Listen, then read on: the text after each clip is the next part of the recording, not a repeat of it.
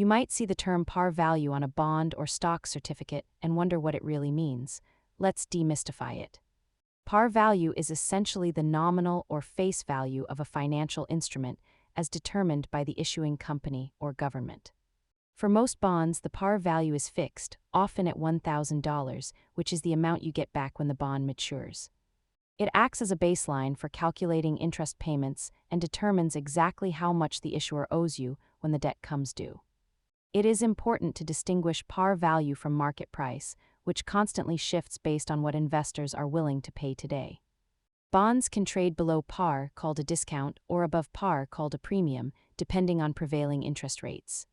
Always remember that for modern stocks, par value is often a negligible number that does not reflect real-world equity value.